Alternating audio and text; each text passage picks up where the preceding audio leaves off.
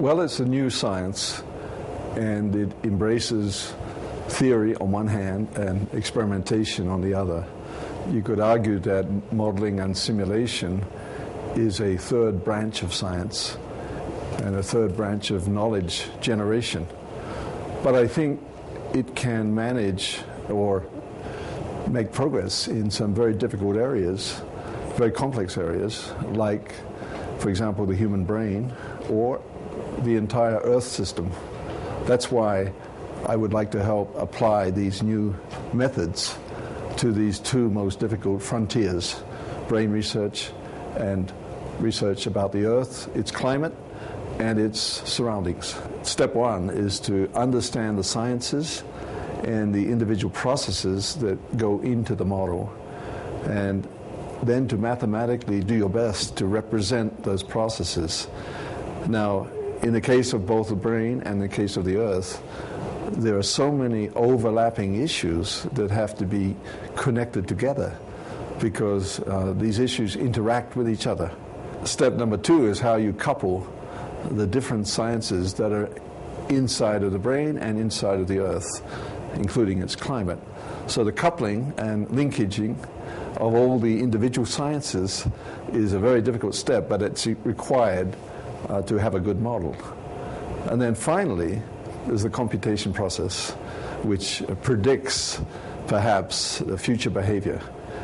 Now, in that case, if the prediction is wrong, one has to come back and look at the underlying processes and the model itself. What's wrong with the model? All of these special areas of physics and science need to be integrated. In the case of neuroscience, I could name 50 or 60 different special areas of neuroscience. Today we have the specialists. We have a high degree of specialization everywhere throughout science. The issue is integration, how we integrate the specialists. We have spent 200 years disintegrating nature to drill down very deeply and understand it on a special basis. But I think this 21st century should become a century of reintegration of all the pieces to make the pieces talk to each other. It's very hard to bring the sciences together, and this is one method of doing it. And it's a new method, and it's based on very high performance computing as a platform, but it's also based on very sophisticated software and a very clear understanding of how nature works. Computing the final prediction requires a certain amount of speed. We estimate 1,000 times real time. Now, if the complexity of the model is so great and you break it into pieces on the grid, the latency on the connection between each machine could be enough to stop the speed of the calculation. That's the issue. After we compute our predictions, we would distribute the results on the grid to all the countries and nations and climate centers of the world. And we expect to get data back from the climate centers as well, a two-way flow of information. Well, I think the emergency of disasters, natural disasters, disaster risk reduction, how we bring that into a reality.